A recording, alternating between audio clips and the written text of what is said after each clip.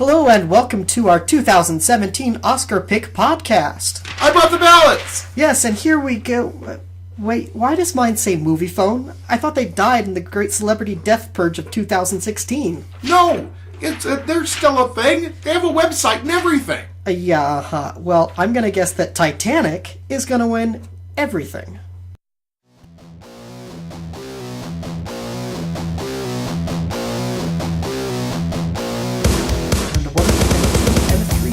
And greetings, fellow rewriter. It's time for the One More Rewrite podcast. And this special edition is the 2017 Oscar Pick podcast. I'm Jester. That is Lunchbox. When in doubt, pick La La Land. Yes, that is correct. This is the 89th Academy Awards, where if you have any qualms whatsoever, just look for those 3 capital L's on your ballot, which you should have handy. And just go La La Land, La La Land, La La. It doesn't even require thinking this time around. Okay. La La La La La. Yeah. Well, in all seriousness, though, there will be times I'm sure we'll disagree, maybe, when it comes to the lesser awards that people probably don't pay as much attention to, but that we still kind of care about. But it's pretty much looking like a La La Land sweep. But we'll get to that. So the ones that are going to win the Oscar pool for you are the shorts. And we'll let you know who to pick for. Yes. So, let's just dive right in, shall we? Alright, so we're going to kick things off with the Best Short Film, Live Action. Nominees are Enemy Within, La Femme et la TGV, Silent Nights, Sing, and Time Code. This year I am picking, like it's up every year, this year I'm actually going to go with a movie called Enemy Within. And that's because, just looking at the synopsis, it talks about how it's sort of this short, well, it's short, of course it's short, but it sounds like a drama, and it's basically taking place, there's guys getting interrogated, and he's told to give up info on possible terrorists, and really when it comes to short films, I'm of the mindset that it either needs to be something that starts and ends that you know is going to be sweet and you're going to kind of enjoy it, or it needs to be like, it doesn't necessarily need to be action-packed. I do love action ones, but it needs to have like that kind of tension with good payoff. I'm never one for, and it ends, or whatever, or like what I call the cop-out kind of ending, like, oh, it seems happy, and then the guy came in that you didn't expect and he blew everybody away. Or there was a nuclear holocaust at the end, or some stupid twist that makes it edgy. And they all got run over by a truck. Yeah. But something stupid like this. But this seems like a solid, like, kind of drama, tension, thriller job, which I like that. I like a well-paced and well-put-together thriller. So, and your pick was? And, yes. Refugees and interrogation. In this highly charged political atmosphere. Yeah, can we agree that this is going to be like one of those political years to a degree? Yeah, it kind of seems that way. Although Grammys, there was some, like most of the speeches weren't very political. So perhaps. Although I think that probably the producers want to have a couple of those moments. Yeah, it's. I mean, you could just say it's like, oh, it's the most political Academy Awards ever, but it's whatever. It happens. Come on, you had the one where Michael Moore got up and bashed Bush, so I mean, how political can you get? Yeah, no, it's hyperbole to say it. It's like it's always political. It's always going to be. Brando set up fake Indian. Yeah, I was gonna say he sent up somebody to pretend to be Native American and to give a speech, and it's always political. It's always political. A little bit of that in every episode, I think. Yeah, but I picked Silent Nights. It's another immigration story. Yeah, which kind of fits in with our theme of a little bit political on these, and especially with the short subjects, I think people are more inclined to go with a more political show. Plus, the director is Syrian and said that he wasn't even going to try to come to the United States after Putin's pumpkin decided to put his little ban into effect. So, I think that the liberal elites in Hollywood are going to see that and go, I'm voting for that guy.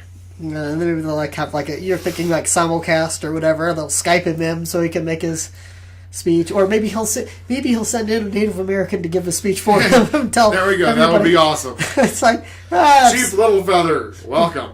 Yeah, I've seen it done before, but yeah. All right, and then I would say let's move on then to short animated film. And can we agree that it's going to be Piper or no?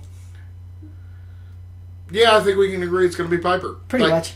Yeah. Like, basically, the visuals are incredible. Yeah.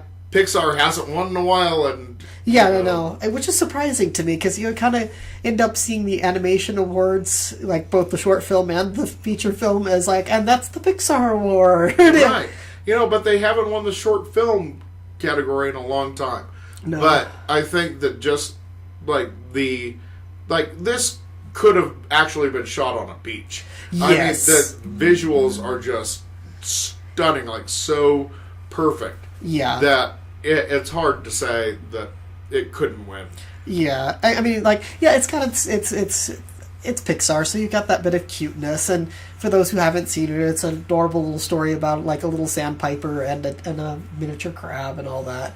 Yeah. But it's not only just cute, but yeah, it's the visuals. I mean, like, this is Pixar doing Pixar at its best, and I have to wonder if they poured a lot of heart into it, because they're like, we want this award, and we want to do it awesomely, and because they haven't won in several years. Not since For the Birds, right? Not since For the Birds, and that was like overly cartoony. Yeah. But that's fine. I mean, it's a short animated film. But this, yeah. I mean, when it first rolled before Finding Dory, I was like, what's with the... Oh my gosh, that's not live action. That's animation. These guys... Yeah. It's like, yeah, that's Pixar. This is why Pixar's awesome. It's like, the animation is so good that it does take you a second to go, oh wait, that's not real life. Yeah. Like, I'm not watching one of those true life adventures from Disney. I'm watching Yeah. Wow. So, okay, so let's say that's another safe bet for you. Yeah, I think that's a pretty safe bet. I mean, I heard good things about Pear Cider and Cigarettes. I was going to say, I think that probably that's a dark horse, but but if you're putting money on it, put it on Piper. Yeah, basically. And I think we should round out the short category with Best Documentary. And I literally know next to nothing about these. I've just kind of read synopses. And I went with what I always go with when it comes to documentaries and shorts. And that is, what is my cardinal rule for these things? You pick the one with the colon in the middle. The colon in the middle, that's right. Well, I am going with Watini, My Homeland. Colon, My Homeland, I should say. Okay. Because, colon, and I don't know why, but I find that works in almost all situations. If you want to have your film taken more seriously, or an essay more seriously, and this is silly, it works. Like, we were having a contest between like a group of us for my company that had shut down Hastings of what would make for a good documentary title, and there's a guy actually making a short documentary film about the rise and fall of Hastings, and my suggestion was buy, sell, trade, bankruptcy. The Hastings story, and that one got the most upvotes. And I'm dead certain it's because he put that little colon in the middle. Anyway, that's my exposition. What's yours?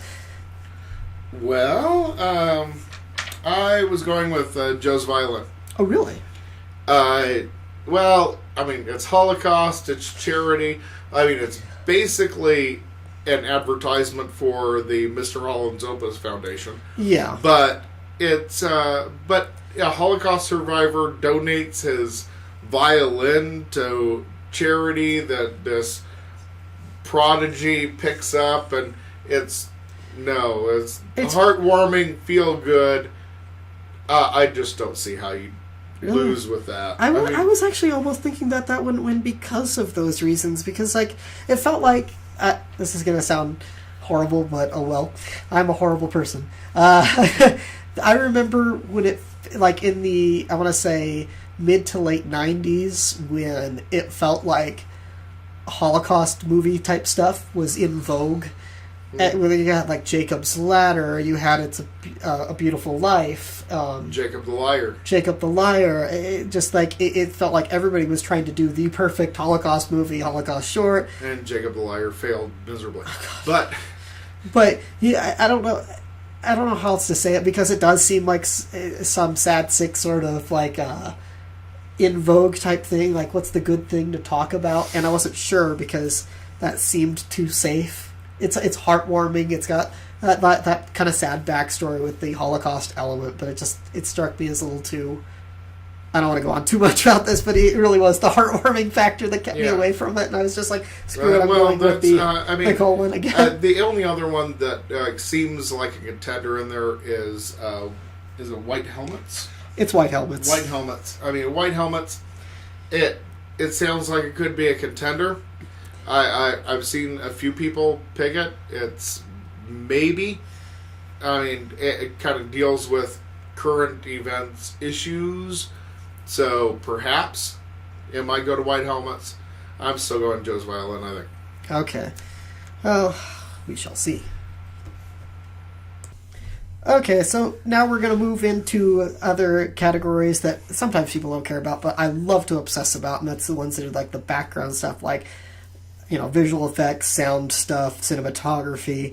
So we're going to kick this off with Best Visual Effects. And the nominees are Deepwater Horizon, Doctor Strange, The Jungle Book, Kubo and the Two Strings, and Rogue One, A Star Wars Story. And this is where things get a little dicey for me, because I have my pick, quote-unquote, and what I think is actually going to win. So my pick would actually be Doctor Strange, because some of the visuals in that were freaking incredible. I wish I would have seen it in the theater multiple times. However, I think that what actually is going to win, and my real pick, like this is the winner, is The Jungle Book. Because looking at what they did with the animals, things have progressed a long way. I like the original Chronicles of Narnia movie, minus the whole Aslan scream, which should have been a lot louder, or roar I should say, but it sounded like a scream because whoever was doing the sound editing for that sucked. It's supposed to shake the universe, for goodness sake, and I didn't even get any bass in that. There was no bass in that, but we digress. I think that, comparatively speaking, things have gotten better and better. I mean, I remember the Life of Pi, I believe, won this several years ago, because the effects for the lion in the boat, you're just like, holy crap. Tiger, thank you. You're sitting there and like, wow, that's a visual effect. It looks great. And things have only gotten better since then. And the fact of the matter is, talking animals look stupid and hokey. However, if you do it well, then it looks awesome. Yes. I'm going to have to agree with you on this one, much as I hate ever doing that. But yeah, Jungle Book.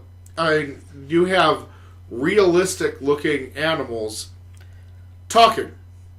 I mean, it sounds so dumb, but it's I know, but it actually, you really get sucked into it. I think that it really works in the movie just because of how well it was done. Yeah. And I think that's a runaway. I think that's a lock. Put it in your ballot box. Yeah, and it's just, I don't know what else to put. It is. It's really, I love the Chronicles of Narnia as a book. I like the animated version more than the live-action version sometimes. Well, everybody does. But seeing it seriously, because like you look and you think talking animals, that can look goofy, but it's. I mean, if you haven't seen this version of the Jungle Book, it's incredible. Yeah, and I think that I'll have to agree that Doctor Strange, probably the dark horse here. Yeah. I mean, I could say that there were a number of people online that were saying that they thought that maybe this was going to win, but there's kind of an aversion to comic book movies, and it was a little more like otherworldly. Yeah. Like it's magic-y, that like kind of... It does these magic-y Matrix / Gosh, what was that film? Inception. Inception. Thank you. You know exactly what I was going to say. It's this like Matrix Inception hybrid type thing where you're traveling through the universe and running up the side of buildings as they invert themselves, which freaking looks awesome. But unfortunately, to a degree, it's something you may feel sort of like you've seen before, even though you really haven't. Mm-hmm. But when you see, again, compared to animals that look like they're talking in a way that is believable, that doesn't make you go kind of cringy, like, this is kind of dumb. Yeah.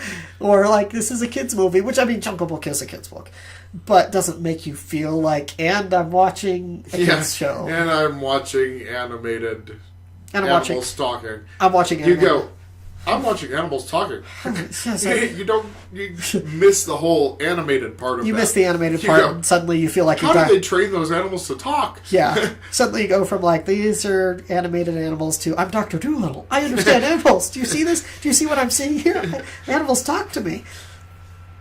Yeah. So that's a lot put in your bowl. Yeah. All right, let's move on to sound mixing. And I think we do this every year, but Lunchbox, would you please explain for the folks at home the difference between sound mixing and sound editing? Briefly. Mixing is adjusting the levels of the different sounds against each other. Editing is cutting them together in such a way as to create a story. Yes. So mixing is where you create the sounds. Editing is arranging where you them. put them all together. Is where you put them all together. And I have learned my lesson. This year I am picking Hacksaw Ridge. It's my pick, and I think it's more likely. Part of me wanted to be the Star Wars geek and say Rogue One, but as you have constantly told me when it comes to these type of things, what is your cardinal rule when it comes to sound things? I actually picked it because it's not just a war movie, because it's realistic. It's sounds that you've actually heard before, and the sounds really mixing together, and like hearing bullets whiz past you, you have a greater sense of being in that sound than you do of lasers. Yes. Because you've heard bullets before. Or at least most of us have. Yeah. Grew up at least in movies. We've heard bullets before. We think we know what bullets sound like, so we half expect what we know them to sound. No, in big fat air quotes, them to sound like. Right, and when you get that, and you get, especially with repeated gunfire and things firing around you and things exploding and all of that, I go with Hacksaw Ridge as well. Yeah. I was really close with La La Land on this one. Not gonna lie. I know this is where we say it's not. It might go to La La Land. Yes, there are 3 L's in this category. This is our first one that La La Land's in the category, and we're both picking against it. But I think this is one of the few where we're going against La La Land. Okay. I'm going Hacksaw Ridge on that one. Yeah. Which I think takes us to sound editing, which I actually picked Hacksaw Ridge again, and I'm half wondering if you're going to pick La La Land on this. I'm picking La La Land. That's what I thought. Okay, why do you say La La Land on this instead of Hacksaw Ridge? Because why are you going away from your usual, Well, because it's this grandiose musical. Yeah. That was kind of done in this, a very stylized musical. And mixing together the vocals with everything else, I just really think the musical aspect of it is really going to persuade voters, plus La La Land. Plus La La Land. I get that. I don't think that you can give the Mel Gibson movie 2. Really? I would actually say these are the safe categories. One, everybody half expects La La Land to sweep, and really, that's why I'm not even considering Hacksaw Ridge for Best Picture, even though people like it. I think this is the year that Hollywood sort of, shows that they're kind of forgiving Mel Gibson for going on his racist tirade. Which is why they're giving Which is why he's getting the nods. There's no way he's going to win. There's no way that it's going to win the big awards. I think that a lot of people who watch the Academy Awards, and I think a lot of people within the Academy themselves, even though sound editing and mixing is a stupidly underappreciated art. Yes, incredibly. It really is. You should go fill your time with documentaries on the subject, so it'll make you have all sorts of... Heck, just go back and watch Reluctant Dragon again. Freaking gay, yeah. I mean, like, just, yeah. Seriously, like... learn the art of Foley, for goodness sakes. Yeah.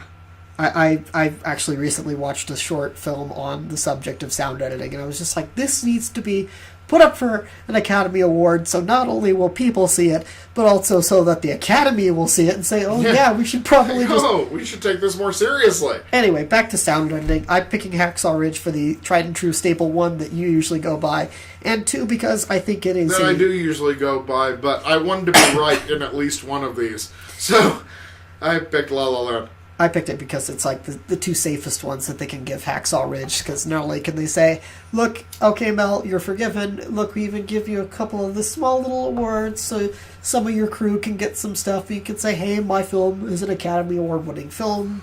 See, you haven't forgotten me. And that's kind of where I'm at on it. It's the Forgiveness Awards for him. The Forgiveness Awards, all right. Give you that. What do you got?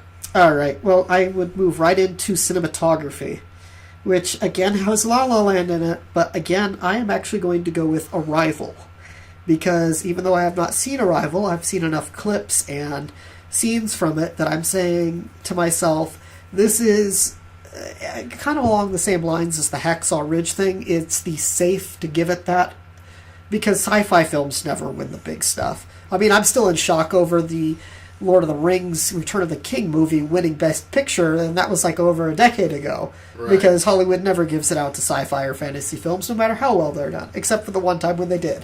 You know? And everybody thinks Arrival was great, but it was a sci-fi film, and I think the sci-fi films tend to win awards that you can safely give away. Cinematography, one of those. You don't think so? I think well, okay, cinematography is granted a bigger... Editing, maybe. Editing, okay. I can kind of see where you're coming from, but I think that the cinematography in Arrival was such that it needs to be acknowledged. With all the time warps at the end. Like, that's really where it comes in. It's not so much cinematography with that movie, it's more editing. Okay. So, I'm still going with that. That's my pick and my more likely to win one. What are you going to pick? La La Land? Okay, fine. When in doubt. No, come on. I mean, yes, it's more traditionally produced. Yes. But the dancing against the black background, you know, like these are like tropes almost. Well, no, they are. It's like kind of basically everything you've seen before, but done really well. And I think that you've really got to give it the cinematography for that. I mean, just beautiful, beautiful movie. I get that. I just guess that. I mean, come on! You've seen, like, if you haven't seen anything else, you've seen the opening number. I've seen with them dancing on the freeway on top of the cars and everything. Everybody's seen that. Yes, I have. I guess it's just that falls into the... really, okay, this actually is probably a good point to bring up, is how safe is Hollywood going to play it this year with certain awards? Because there is... to be frank, there's a like, we're in a highly charged political atmosphere, when are we not? But whatever. Like, what are going to be the awards that they want to give away to somebody who might, like, both have, like, good acting chops and good whatever chops, and, also make the speech that the Hollywood lefts want to hear? And what are the ones that they want to give away to people to say, like, to Mel, you're forgiven, we aren't going to give you Best Picture or Director, thank you very much, but here's... Not again! No, sorry, that's not happening again, Mel, sorry, but we acknowledge that you're a good filmmaker, so here's some awards. Right. And what are the ones that, well, I don't even know if this is actually a factor anymore, because they threw in the whole, we're doing 10 Best Picture nominations, and they're still nominating stuff that almost nobody wants to see except for La La Land.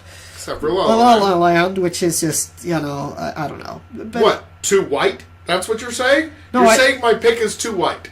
I'm saying that it's like a safe pick in a time when I'm not sure if safe picks are necessarily right. That said, I did pick La La Land for a whole crap ton of these awards, but really, I guess when it comes to the quote-unquote big fat air quotes lesser awards, I'm wondering where, and that is where sort of the drama, so to speak. Cinematography is one of the top 5 awards. Okay, fine. So you think it's La La Land? I think it's a rival. La La Land. Okay, fine.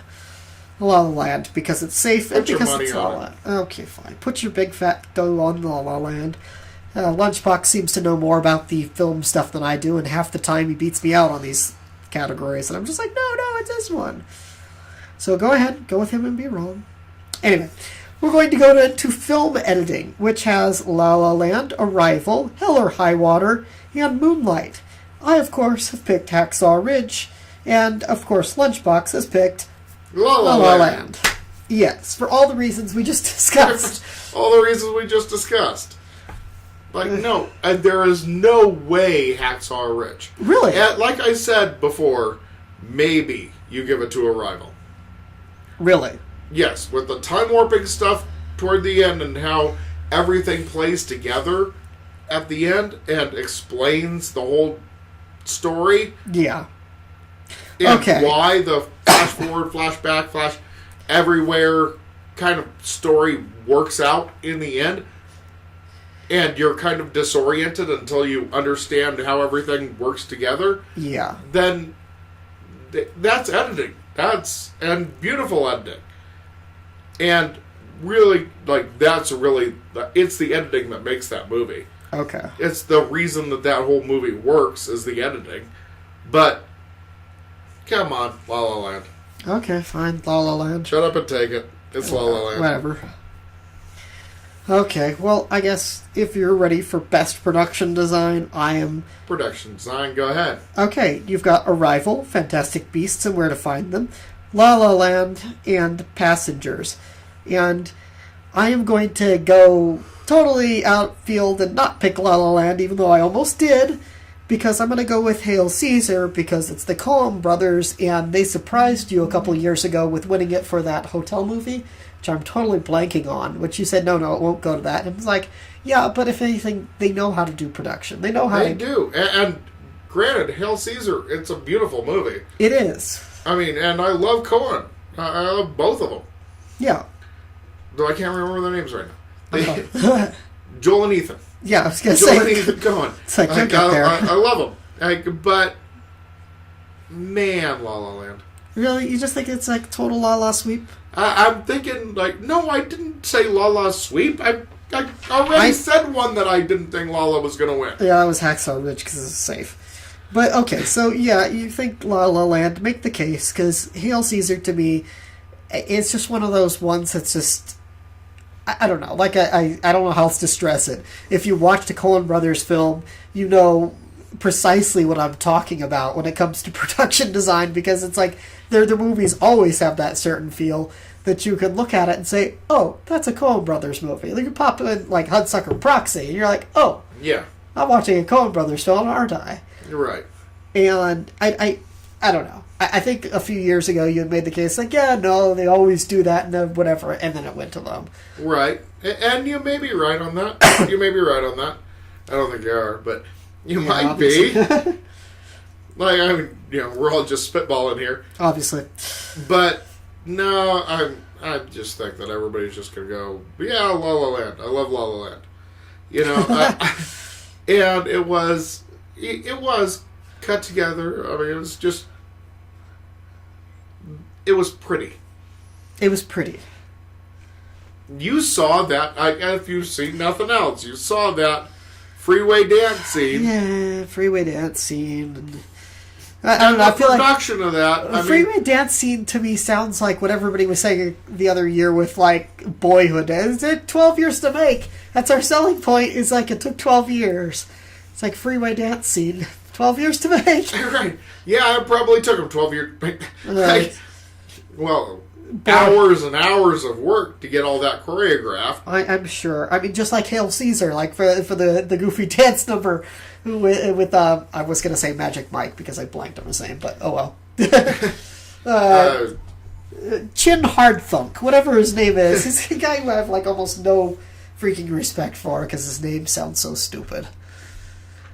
Forget it. It's obviously not worth remembering because we both can't remember it. I'm blanking, and I love Magic Mike. Magic Mike's a good movie.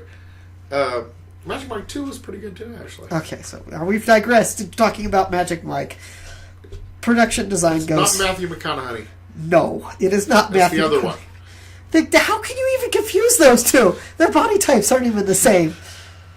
They've both got abs. Okay, moving on. We're going to round up this segment of like the awards that people like only half care about with Best Makeup and Hairstyling, which is between 3 films, A Man Called Ove, Star Trek Beyond, and Suicide Squad. And gosh, with what they do with makeup and hairstyling, I really, really wish that there were more than just 3 people or 3 films up for this, because it's so mind-boggling to me that some of these categories only get like a few nominations each year, because it's just like, dude, there are so many other movies that are so deserving.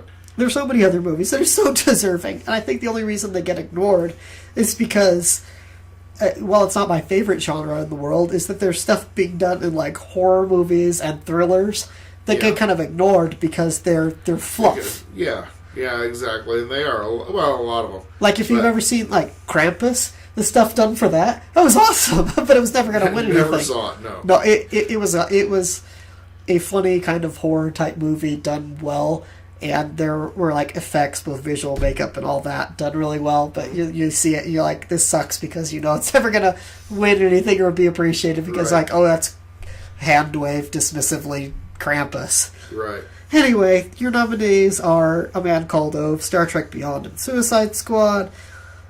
I really had a hard time with this one. I just went with Suicide Squad because of the tattoo effects that they did with Jared Leto. And that's really my only reason, because honestly, the way they made Killer Croc look, he looked kind of like a hybrid version of the Thing from the Fantastic Four movie that came out years ago. Yeah. So he didn't look really that great. Like the Michael Chiklis version? Yeah, basically. He looked like the Michael Chiklis version of the Thing, only kind of with scales instead of rock stubble. Right. It's just... I don't know. A Man Called Ove and Star Trek Beyond, quite frankly, we've all seen forehead appliances. Right. But I don't know. Your thoughts? And really, it does come down to the tattoos for me, because the tattoos looked realistic, and they did really do a halfway decent job of transforming Jared Leto. I did not like his version of the Joker, but at least I can appreciate the makeup done on him. Like, the grill, I always thought was stupid. The tattoo across his forehead... Grill was stupid, I'll give you that. Yeah. The girl, the damage across his head. But the fact that the tattoos looked real, that's literally my entire reason for saying that's why I give it to it. I definitely see where you're coming from, and might have leaned toward that, but Trek Beyond. Really? Yeah. Why is that? Trek Beyond.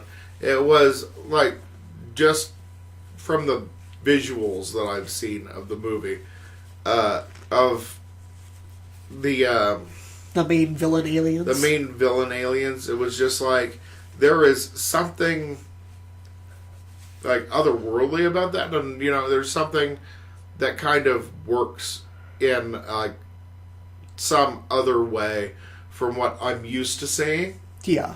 You know, it wasn't the Borg or something, you know, like some Klingon with just some ridges on his head. I mean, it's something that there was a different factor.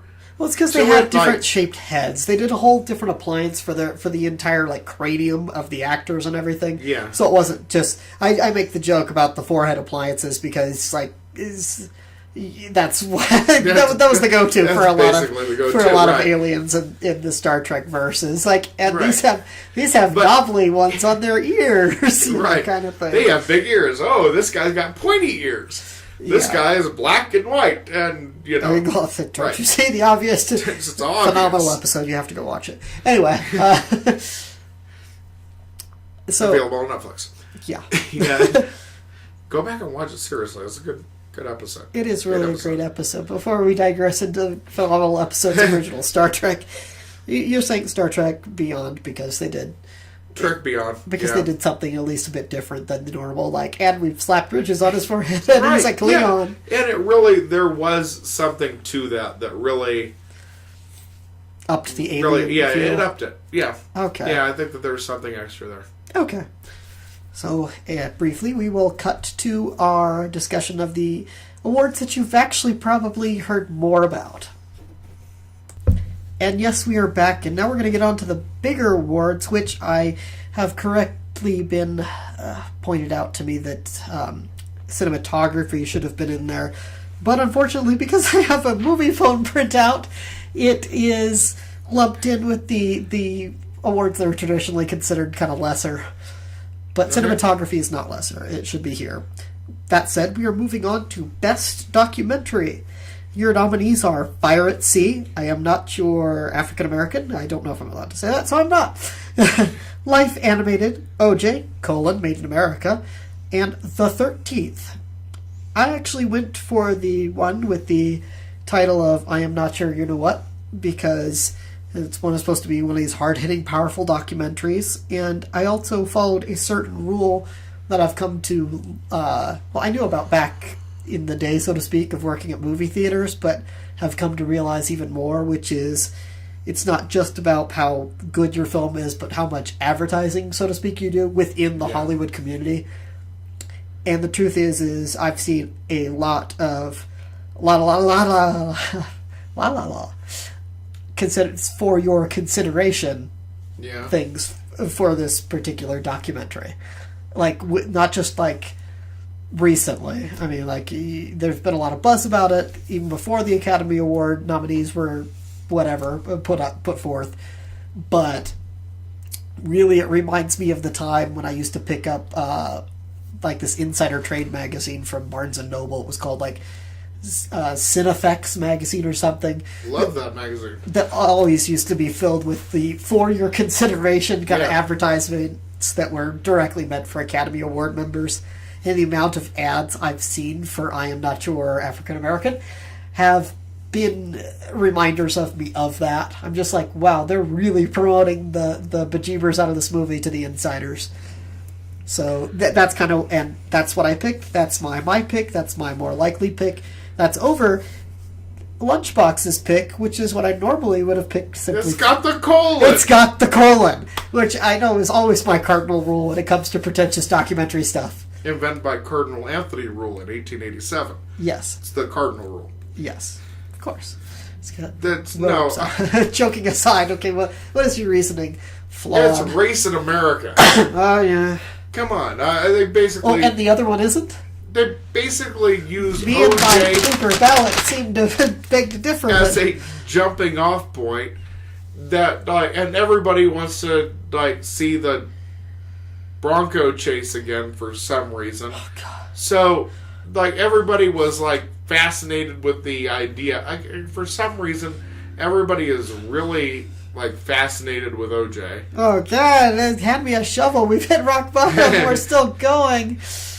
But, yeah, it's, and sure, he was funny and not Lethal Weapon, the other one, Naked Gun. Naked Gun, the Lethal Weapon parodies. Lethal Weapon parodies, the Naked Gun movies. He was funny. Yeah. And I enjoyed the commercial where he was running through the airport, and I didn't really know him before that because I was too young, and he was in the 70s. He was a football player. Yeah. But I knew him from Back to the Beach because there was the kid that Frankie and Annette had, and he thought that it was OJ, but then OJ makes fun of his own commercial and trips over the luggage while he's running. Right. And it's oh no, that can't be him because he tripped. And that's where I know him from. Kind of the only reason I know Luke the Refrigerator Perry is because of an old G.I. Joe magazine where he's busting out of a wall because they made him an action figure for some unknown reason. For some reason.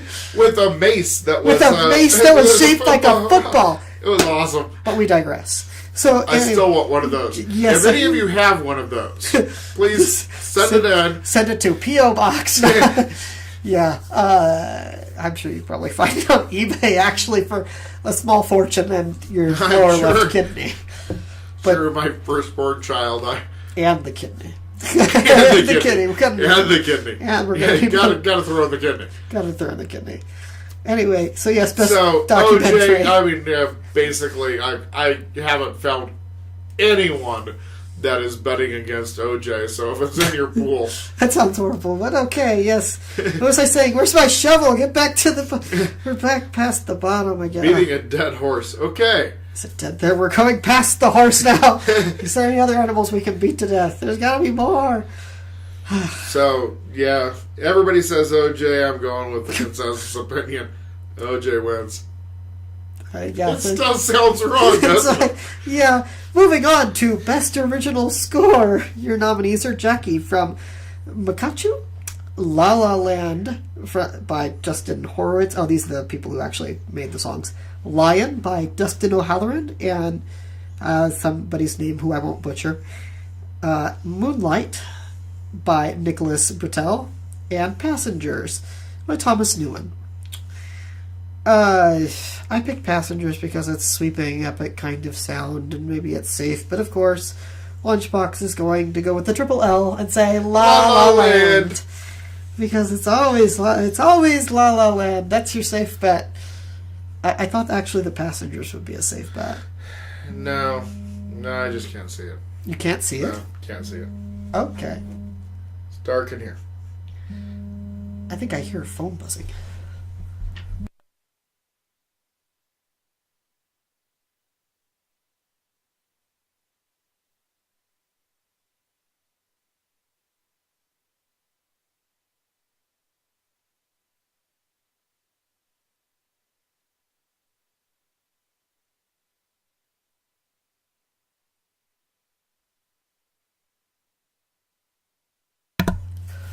Alright, so tell me why it's La La Land again and not Passengers, even though I think Passengers is a perfectly serviceable... Maybe that's the problem, is because it's a good serviceable type of thing. Oh, I thought the La La Land stuff was just serviceable too, and I guess that maybe serviceable is It's a poor known for its music. It's known Come for on. its music. La La Land known for its music. The music awards go to La La Land. Okay, fine. If nothing else. Okay, I will switch my vote if I'm allowed. To this one You're still allowed. The awards haven't started yet. The awards haven't started. You're right. Everybody gushes about the music, so forget Passengers, even though... Okay, well, I will switch it up in this point. My personal pick would be for Passengers, but the likely pick and the one that I will X on my ballot will be La La Land, because everybody's always talking about the music from La La Land, even though the name still just makes me... Anyway. Right. Yes. Okay. So moving on, do we even need... This is like the most agreeable I think we'll have been in years on this. So now we move into the areas where we're going to probably be agreeing. Best Original Song, Audition from La La Land, Can't Stop the Feeling from Trolls, oh my gosh. City of Stars from La La Land, The Empty Chair from Jim, the James Foley Story, there's colon in there, and How Far I'll Go from Moana. Oh, actually, you know what? Since Anna. Long A. Moana? Moana. Okay. Actually, I take that back, what I just said about the whole La La Land agreement thing, because I forgot that it's up for 2 in this particular one. I picked City of Stars. Of course you pick City of Stars, because that's what's going to win. Okay, good. I was going to say, did I get it right? I'm like giving you this look of like, did I get it right? Audition's a better song. Quite frankly, Audition's a better song. But City of Stars is the one that got played everywhere. Thank you very much. So everybody knows City of Stars. It ended up being the big song. It's this year's My Heart Will Go On, by people. the way, you pronounce it wrong. It's Can't Stop the Feeling! Exclamation point! Oh, really? Well, my printer didn't work then. There's an exclamation point at the end. It's Can't Stop the Feeling! Exclamation point. Oh, I don't see one on my list, so it doesn't exist. And yes, Lin-Manuel did the song from Moana, so I kind of want him to win so that he gets the EGOT. Yeah. But he's going to miss it this time, unfortunately. No. It's going to City of Stars. It's going to City of Stars. Yes, because it's this year's My Heart Will Go On. It's kind of like with like the Let It Go from Frozen, where I never have seen the movie, but my God, you cannot escape it. You haven't seen Frozen? No, I have not. Jeez, even I've seen Frozen. I'm sorry. Anyway, costume design. Wait, hold on 1 second. There's the How Far Will I Go? The Lin-Manuel is basically Let It Go. It is? It is. Okay. It's like basically the same song. I haven't seen Moana. I want to, because it has The Rock, even though everything has The Rock these days. By law, if you actually look... You are required to have The Rock in your everything. films. But, yes. How Far I Go is this year's Let It Go, but we already had Let It Go, so it's going to go to La La Land's City of Stars because La La Land's going to win everything. Yeah. From this point forward, just say La La Land. Go! Yes, okay. Well, actually, costume design. Your nominees are Allied, Fantastic Beasts and Where to Find Them, Florence Foster Jenkins, Jackie, and La La Land. And truth be told, actually, I did not pick La La Land for this one, and it might go to La La Land, because honestly, La La Land will probably sweep everything, but I actually had a hard time, on a personal level, choosing between Allied and Fantastic Beasts and Where to Find Them, and that being because both of them have that period piece film, and Hollywood always loves period type piece films. There was not a whole lot of wizard wardrobe type things going on in Fantastic Beasts. Yeah. It was mostly like, here's 1920s America, and I actually went with Fantastic Beasts and Where to Find Them because it had a good blend of period piece and kind of fantastical stuff going on. But you didn't pick Fantastic Beasts, did you? I can tell just by the way you're looking at me. No way I would pick Fantastic Beasts. What did you pick for best costume design? You know what? What? I'm not going with La La Land. I didn't think so, because I think that La La Land has a good chance of winning this. Probably the best chance of winning this. But you know what? I'm going to go ahead and go with my gut on this one, which is always a bad idea. Yeah, probably.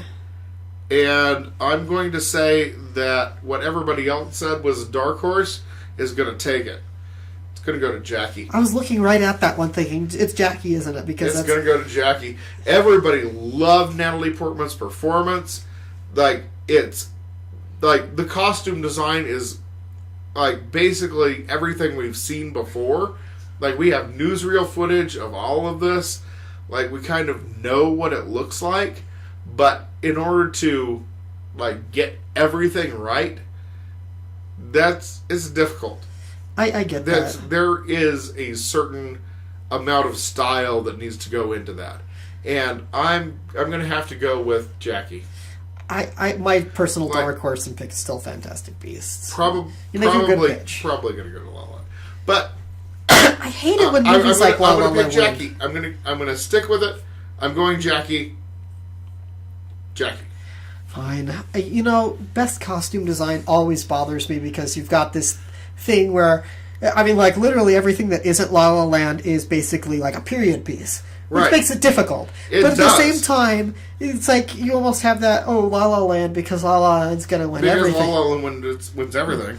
But I hate, to quote Roger Ebert, I don't know how else to put this. Ever since, Good Will Hunting, I believe also had gotten nominated for Best Costume Design. And it's I don't feel like a movie that has characters with clothes that I can go pick up from a rack at a Goodwill belong in the best... And this is where I get a little snobbish. It's but we had to create this look. Whatever, 90s grunge is not a look. It never was and never will be, he said. Through his ripped jeans, and the 80s is becoming back, man. But it seriously, it sometimes does annoy me because I can appreciate further period piece films that are from the 70s on backward, or even from the 80s on backward, if done right, not done the overblown hook. Everybody wore neon. Right. But to a degree, I get annoyed. I'm sorry to go off on a rant like that. It's just sort of, you get where I'm coming from? It's I feel like it's too recent. It's too recent. It's too easy to get the clothes. Yeah, it's anybody out there giving a pretentious speech about how I did costume designed khaki. No, sorry, You're like kind of Bob Vila, whatever checkered shirt that they're wearing. I'm sorry, that's not costume design. I think you're misunderestimating, like, how hard it is to do costume design. I don't misunderestimate it when it's something of trying to get the period and time just right, or why I picked Fantastic Beasts and Where to Find Him, because they're looking for both that time period and throwing a little bit of fantastical in there. But have you ever been to a party where everybody's supposed to be dressed up in 80s style? Thank God, no. No, I haven't. I've been to a few of them. No. No. We didn't wear that in the 80s. That's a caricature yes. of 80s. Like you were saying, like, ooh, everybody's wearing neon now. We've got hypercolor shirts. So, look at this. I sweat and you can see where my pit stains are. Like, no. Like, no. Just no. Like, no. Nobody. No. No. Sorry, hypercolor shirts were 90s. Hypercolor shirts were 90s, and they were a very brief fad once everybody found out, oh my god, we can see where I sweat. What was I thinking? But, yeah, I get where you're coming from, because in the wrong hands, trying to You can't do it right unless you know what you're doing. Yeah. It takes some amount of effort in order to get it right, and to get it right for that character, too. Like, there is a certain specificness about what sort of outfit you're getting for somebody that has to be period right and has to be something that character would wear. Yes. Again, it's more difficult than you make it sound. I appreciate the art, which is why I get annoyed when something like La La Land gets in there, because of everything you were saying about Jackie and the thought and everything that went into that, and why I've come to like change my feelings on costume design in general, which we're getting really hung up on this, and it's my fault entirely. Because like I used to just go for if there was like a sci-fi or fantasy movie in here, because I just love it when they can like world build that stuff. Yes, but I love world building too. But I can now more deeply appreciate when they get the look of like the 1800s correct without being kind of goofy. I love Back to the Future 3, I really do. But there's certain like kind of things that there's certain kind of cowboy costuming there that goes on that's a little more cosplay than it is cowboy. Right. That being said, Back to the Future 3 is still awesome. But you get what I'm coming at. It's funny, campy. You're not looking at that saying this is a hard driven western, whereas you look at something like Unforgiven or was my favorite movie of all time, or my favorite western of all time would be Good, Bad, and the Ugly, where the costuming is all that. It's not supposed to look like, hey, we're clean cut, like we just pulled this off the rack. And just central cast. It's perfect. It's perfect. Right. But I don't know. And made in Italy. And how did you get the costuming perfect? In Italy. You're in Italy. Not that that's anything, against Italians, but it's just it's awesome. You make me believe that I am in 1800s Old West and not like somewhere in Italy. Yeah, and there's such an art to it. Yes. Okay, so I far underappreciated. I've totally digressed. That's beyond belief here. So that said, La La Land's gonna win. Fine.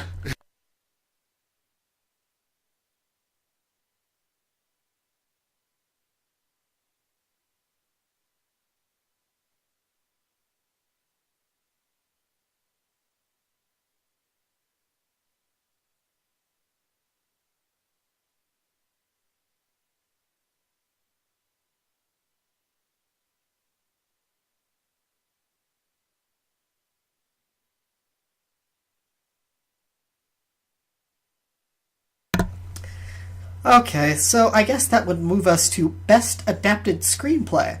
You've got Arrival, Fences, Hidden Figures, Lion, and Moonlight. I went with Arrival because I heard a lot about how the script went and the certain aspects which it's hard to get into if you haven't seen the film, or at least read up on it, or read the original story, so I don't want to be all spoilery here. Right. But suffice this is it not the place for spoilers. No. It's the Oscar podcast. Yes. I would say Arrival because I've heard the it's like so hard. The plot intricacies required a lot of thought in order to make it translate well onto screen and make it competent and make it so not only were you understanding the narrative flow, but so that when you reached the end of the film, that as all elements tied together, that they made sense. And that's as astute as I can sound without like totally I say, here's the plot. You know, just like read the screenplay. It's right here. You know, type. But yes, that's what I was saying before about like the time shifting that happens during the third act. Like it really, and then it all coming together.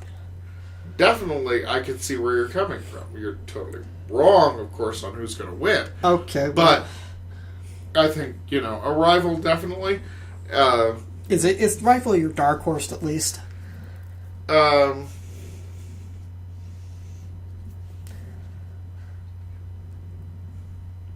long pause resounds as dead space. I gotta find it. He's got to find Dara's paper. I don't know. Maybe this will end up on the editing room floor. Probably. Where is it? Which one am I looking for again? Best adapted screenplay, which maybe sometimes they put it as best screenplay adapted in brackets. Adapted screenplay. Oh yeah, of course. Is that how it is on yours? Best screenplay adapted? Adapted screenplay. Okay. It was just down toward the bottom. Because I notice sometimes between ballots they have that weirdness where it's like, we put this version in parentheses. Mm-hmm. Adapted screenplay. Okay, so. So yeah, I would say best adapted screenplay is Arrival, and is it even your dark horse? I could see a dark horse on that. I could see like maybe with the time shifting elements, where you're like going back and forth in that third act. I could see where that might be an option. Certainly, Fences and Hidden Figures.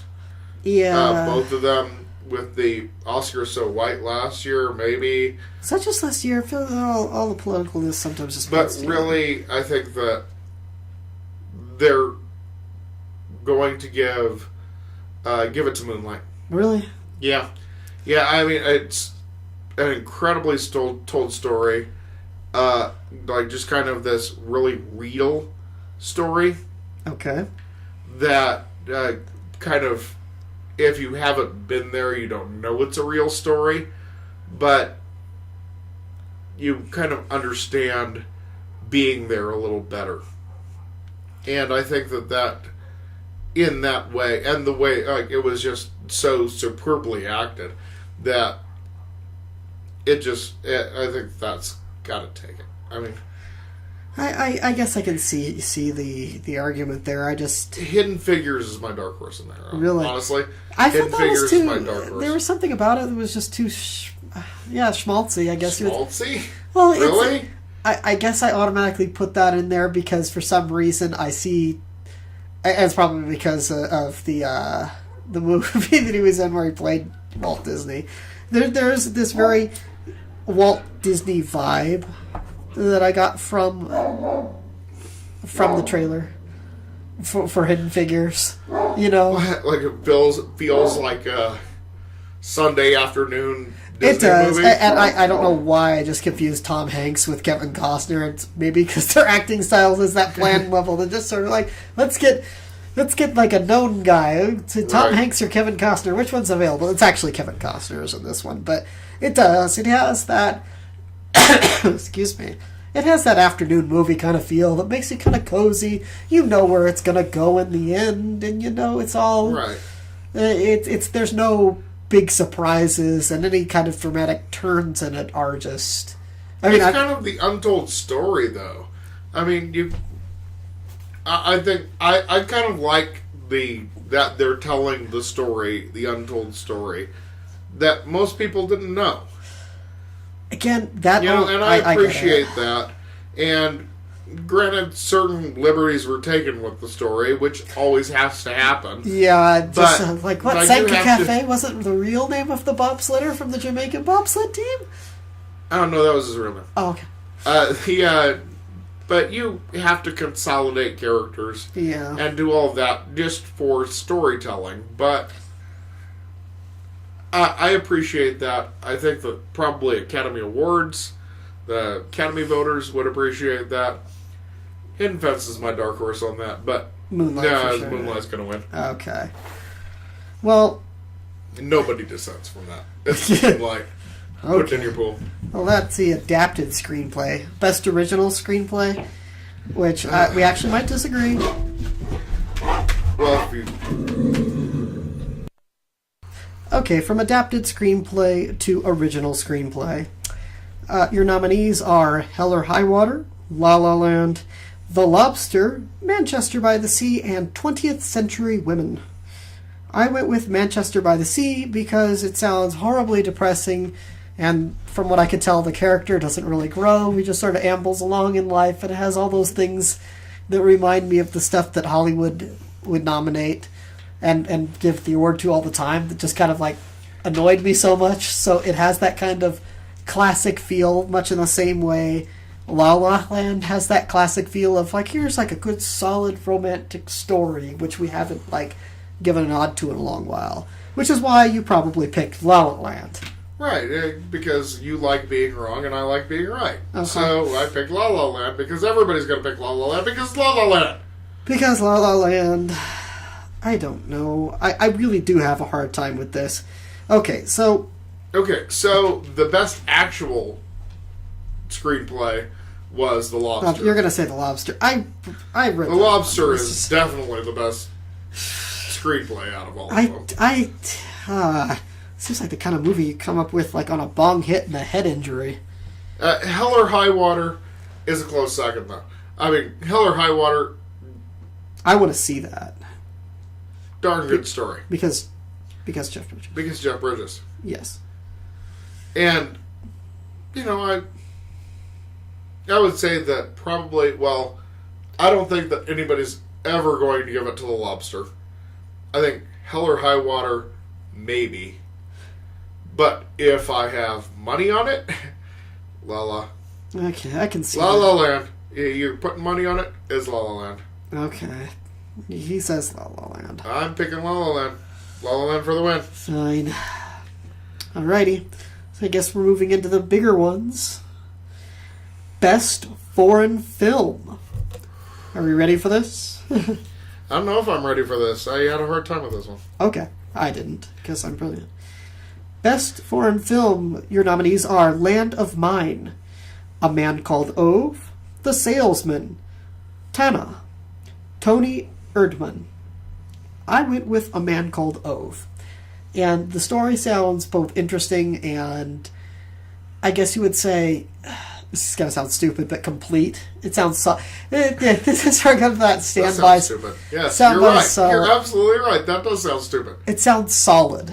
The way it plays out, it sounds solid. Like a solidly built film, which I think that because it sounds competent and from beginning to start, like, here's our character, here's who he is and where he is in life, here's how he grows, here's how the story ends, and where he is at the end of his quote-unquote life journey.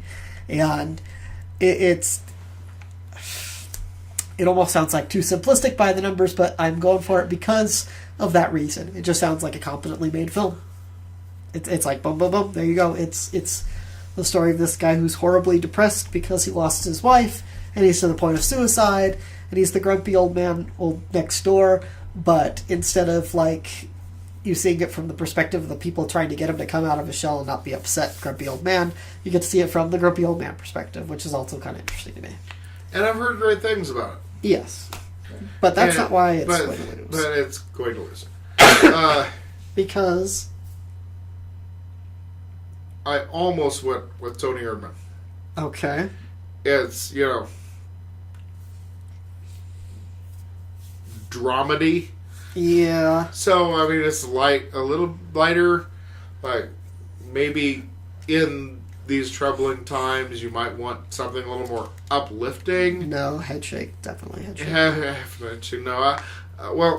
I ended up crossing it out and going with The Salesman. Really? Okay. Because it's from Iran? Yeah. Really? Yeah, mostly. Okay. Politics? Yeah, and Syrian filmmakers. And so, I think politically, you gotta go Salesman. Okay. You make a good case. But I don't know if I'm going to switch it, but... No. Okay, no, actually, Salesman. I take it back. It's like, I've seen votes going both ways for Tony and for Salesman. So, it's really between those two, I think. Well, Germany had Nazis, so you're probably right. It's going to go to The Salesman. So, I'm going Salesman. Okay. You know what? You've convinced me. I'll pick The Salesman, too. I think it probably deserves to go to A Man Called Ove.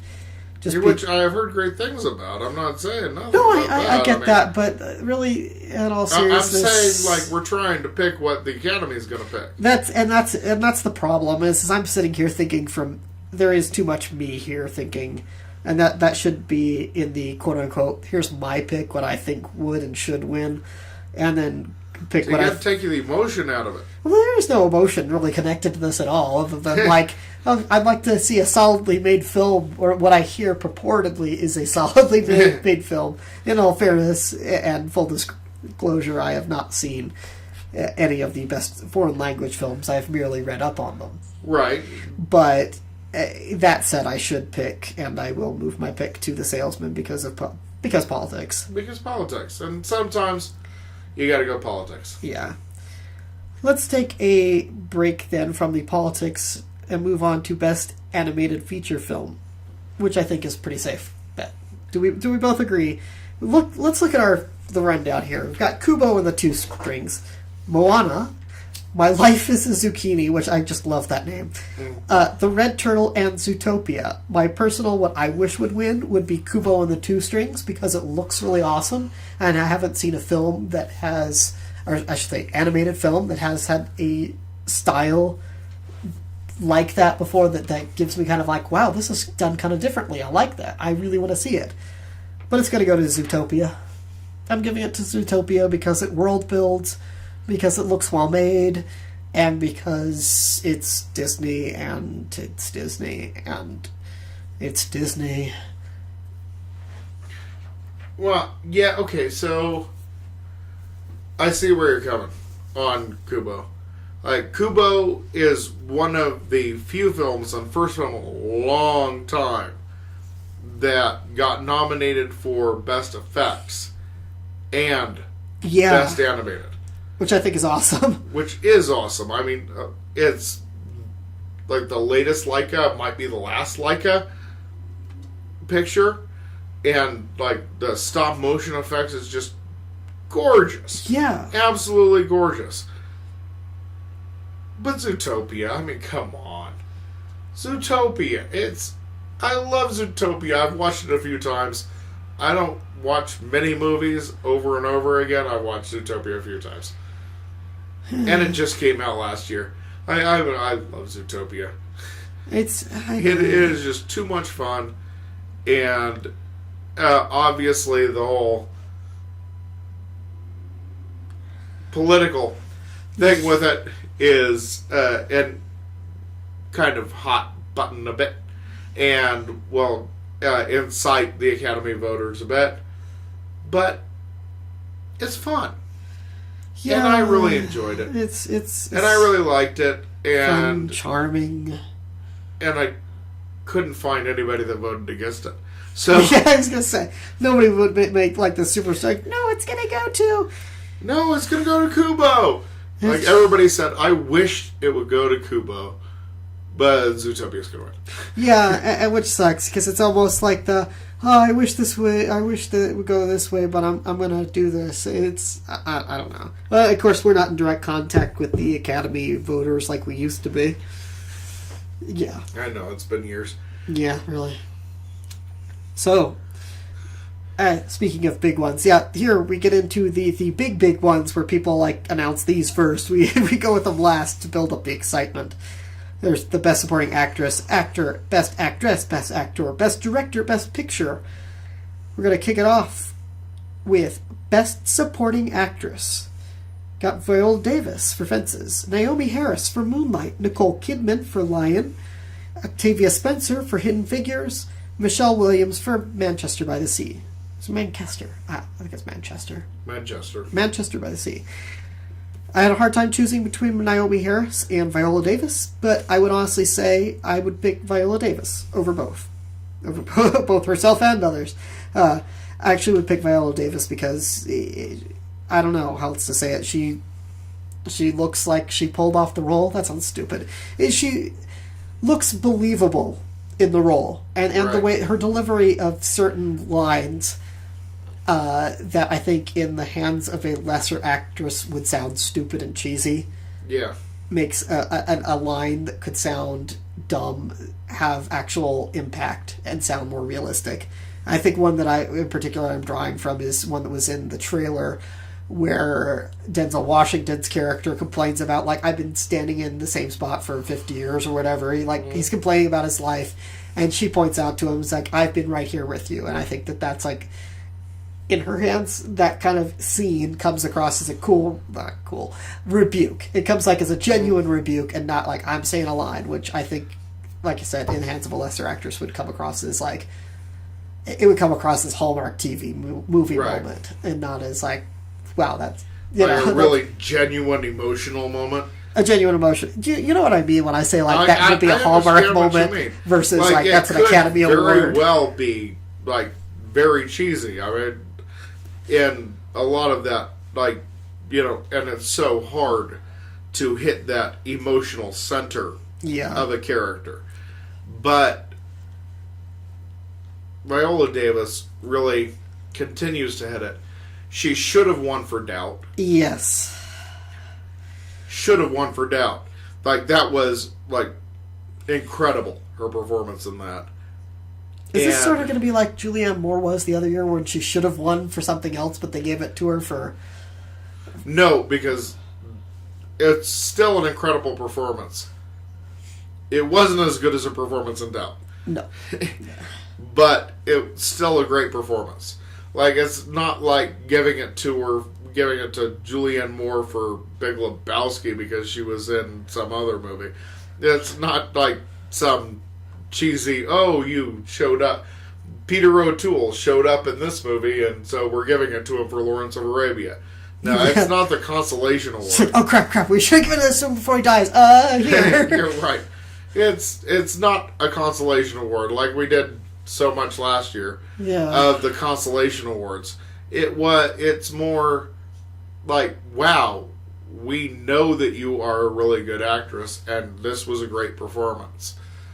We should have given it to you last time. Right? We're not going to pass up another opportunity. Okay, so you agree. I think Viola Davis definitely wins this one. In a landslide, put your money on it. Yeah.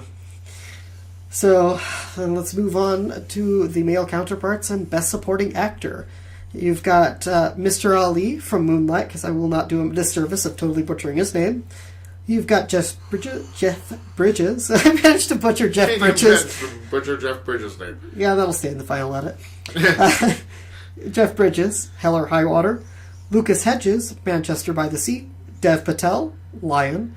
Michael Shannon, Nocturnal Animals. And I'm going to give it to Mr. Ali, even though I like Jeff Bridges a whole heck of a lot.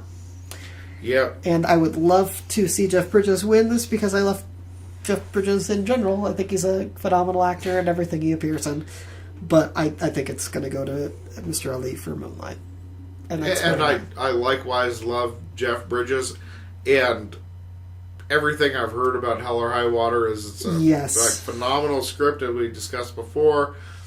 Just great story, and would love to see Jeff Bridges win. Dev Patel won the BAFTA for Lion, so there's a possibility there. I mean, they tend to line up, like Academy Awards and BAFTA tend to line up. And Michael Shannon has become very political, which politics, and they might want to give it to him just so he gives a speech. And I love Michael Shannon. I mean, he's a great actor. But you're right, Ali's going to win. Yeah. Ali wins. Which, both for politics OJ and acting. Wins, Ali wins. Sounds so right. Yeah, Ali wins sounds better, doesn't it? It rolls off the tongue better than OJ wins. Alrighty, so here we are on the big uns. Best Actress. There's Elizabeth Huppert? Boy. Ruth Negga, Emma Stone, Natalie Portman, Meryl Streep. I probably should actually... Test. Okay, we're good this time. Okay, now we're into the big uns. We've got Best Actress.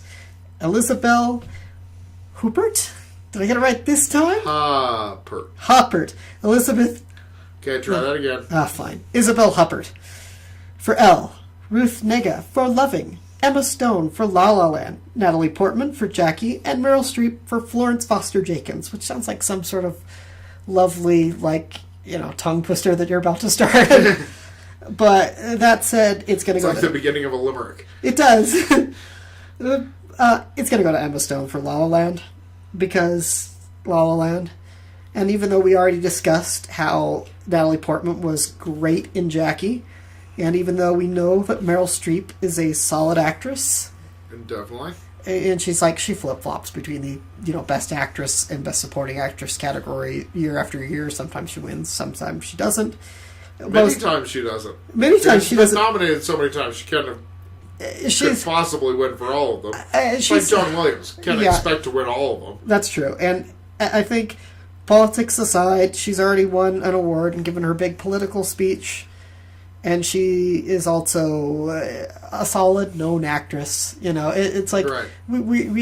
I think we've talked about this before. How we so often don't have big names we recognize anymore, or at least the general public isn't like, wow, that's a big that's a big one. That's not just I'm going to go see that movie because that person's in it. Yeah, and she's one of these people, and she's solid. But no, this year Emma Stone, La La Land, because La La Land. Because La La Land. Yeah. It's really, and it's just those big eyes that really sells the character. Like something about the soul behind the eyes and the way she translates it to the screen. Yeah, I like her wanting to break through. There's something about there's that. an advantage to having Hobbit eyes. Yes. for this particular role.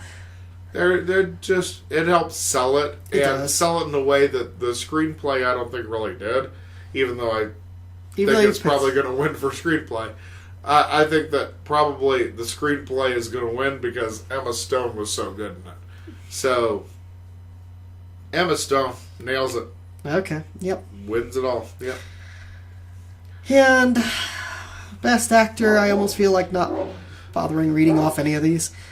But we're going to do it anyway, because that's what we do. We've got Casey Affleck for Manchester by the Sea, Andrew Garfield for Hacksaw Ridge, Ryan Gosling, fake name, for La La Land, Viggo Mortensen for Captain Fantastic, boy, that sounds fun to say, and Denzel Washington, also one of those names who I feel is kind of like, that's an actor, I'm going to go see it because he's in there, for Fences.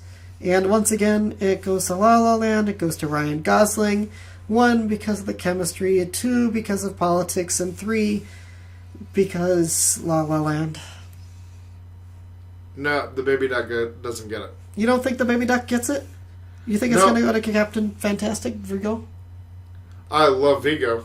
I do. But no. No, guess again. My last guess is going to be Denzel.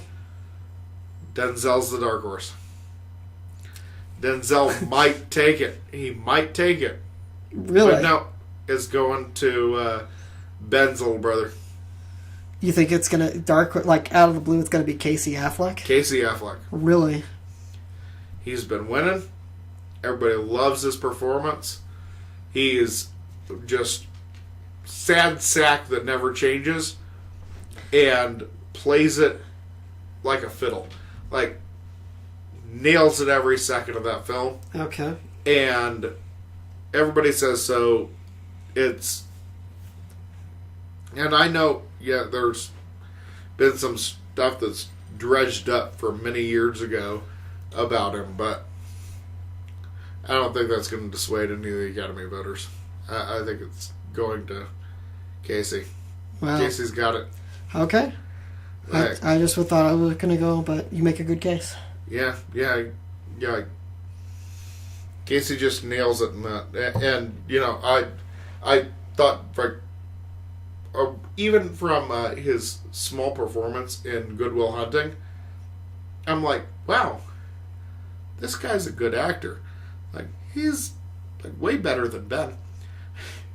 I think that's a difficult job, but yeah, no, and that's why I kind of was thinking that just he was gonna. He has those moments in that film even of where you go, wow, and he's small bit part, and you're like, hey, let's watch out for that kid. That kid's coming up, and I think it's great seeing him get his due, and I want him to win, and I think that he will. The only thing standing in my way is maybe Denzel. They might give it to Denzel again, but I just don't think so. Okay. I don't think it's going to happen. He's my dark horse. Maybe. But, no, I think Casey in a walk. Okay. Well, I still would go with Ryan Gosling just because of the chemistry. I think... baby duck? I know, really. Sounds like I was thinking this in my mind the other night that, he sounds like a fake name from, a bodice ripper. The woman goes for a guy named Chris Hardchunk, and then, after a few months of a tumultuous affair, she goes back to the safe kind Ryan Gosling, and goes off to live in a cottage somewhere.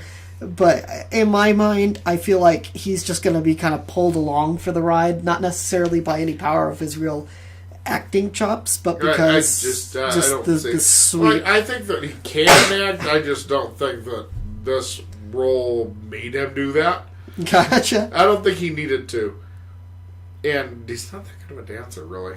Okay. Well, here's the big two: Best Director, Denis Villeneuve. Oh God, these names.